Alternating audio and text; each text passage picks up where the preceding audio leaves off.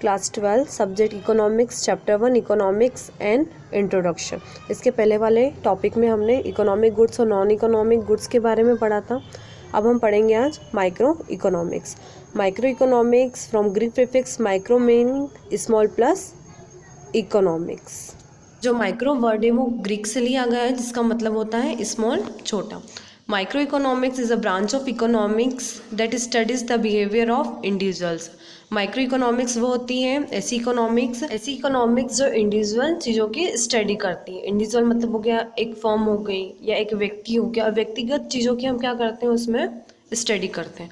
And firms in making decision regarding the allocation of scarce resources and the interactions among these individuals and firms। Scarce मतलब हो गया कमी, allocation बंटवारा, resources संसाधन, interaction बातचीत। तो पूरी डेफिनेशन का मतलब ये रहेगा हमारी कि ऐसी अर्थव्यवस्था माइक्रो इकोनॉमिक्स ऐसी इकोनॉमिक्स होती है हम इंडिविजुअल्स व्यक्तिगत चीज़ों को छोटी छोटी यूनिट्स में बांटते हैं और उनकी स्टडी करते हैं, जिससे एक फर्म हो गई, एक उद्योग हो गया। इकोनॉमिक्स की डेफिनेशन के बाद हम पढ़ेंगे इसकी characteristics of micro economics. Characteristics मतलब होता है विशेषताएं। First, study of individual units. Micro economics में जो इंडिविजुअल यूनिट्स होती हैं उनकी स्टडी की करते हैं। इंडिविजुअल यूनिट मतलब इंडिविजुअल इनकम हो गई, इंडिविजुअल प्रोडक्शन हो गया, इंडिविजुअल कंजप्शन हो गया। Second, study of small variables. और माइक्रो इकोनॉमिक्स में जो छोटे वेरिएबल्स होते हैं उनकी हम स्टडी करते हैं। वेरिएबल्स का मतलब होता है अस्थिर, तो माइक्रो इकोनॉमिक्स में स्मॉल वेरिएबल्स की स्टडी की जाती है। Third, price theory. जो माइक्रो इकोनॉमिक्स है उसको प्राइस थ्योरी के नाम से भी जाना जाता है क्योंकि माइक्रो इकोनॉमिक्स में मेनली हम प्राइस से डील करते हैं। Fourth, assumption of full employment. अगर हमारा फुल एम्प्लॉयमेंट रहेगी, बेरोजगार अगर पूरा है तो उसे ही क्या मानेंगे हम माइक्रो इकोनॉमिक्स में एजम्पशन लगाते हैं, उसी का अनुमान लगाया जाता है। नेक्स्ट टॉपिक है हमारा importance of micro economics. Importance मतलब होता है महत्व। First point, help to understand economic. Micro economics हमें इकोनॉमिक को समझने में हमारी मदद करती है। अगर हम छोटी सी इकाई समझ लेते हैं तो हमें पूरी इकोनॉमी समझने में हमारी मदद करता है। Second, helps in taking individual decisions. और माइक्रो इकोनॉमिक्स जो व्यक्तिगत डिसीजन होते हैं उसे लेने में हमारी मदद करती है। Helps in price determination theory. जो माइक्रो इकोनॉमिक्स है वो किसी वस्तु की कीमत वगैरह निर्धारित करने में मदद करती है। Fourth, helps in preparation of economic laws.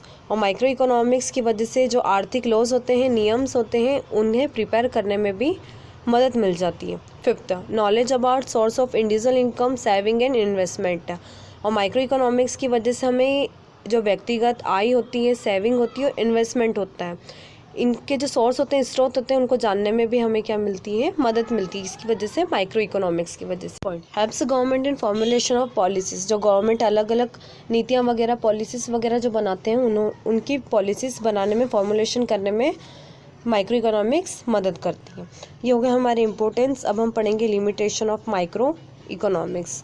Limitation और डीमेरिट्स, मतलब माइक्रो इकोनॉमिक्स की क्या कमियां हैं और इसके डीमेरिट्स क्या हैं। First point, not complete knowledge of whole economic. Micro economics में हम इंडिविजुअल चीज़ों की स्टडी करते हैं तो इसका डीमेरिट्स ये रहेगा कि इसमें पूरी चीज़ों की, पूरी अर्थव्यवस्था की स्टडी नहीं होती है। Second, not applicable on group. जो माइक्रो इकोनॉमिक्स है वो ग्रुप पर अप्लाई नहीं होता है, इसमें सिर्फ इंडिविजुअल फर्म या इंडिविजुअल इंडस्ट्रीज वगैरह पर ही अप्लाई होता है। Third, not possible to study all economic problem. हम माइक्रो इकोनॉमिक्स में पूरी जितनी भी प्रॉब्लम है इकोनॉमिक की वो नहीं समझ सकते। इसमें सिर्फ लिमिटेड जो एक इंडिविजुअल व्यक्तिगत होगी वही प्रॉब्लम की हम क्या करते हैं, स्टडी करते हैं। Concentration on small problems. और माइक्रो इकोनॉमिक्स में जो छोटी छोटी प्रॉब्लम्स होती है, समस्या होती है, उन्हीं पर किया जाता है, ध्यान केंद्रित किया जाता है, उन्हीं पर ध्यान दिया जाता है। फिफ्थ पॉइंट है इम्प्रैक्टिकल।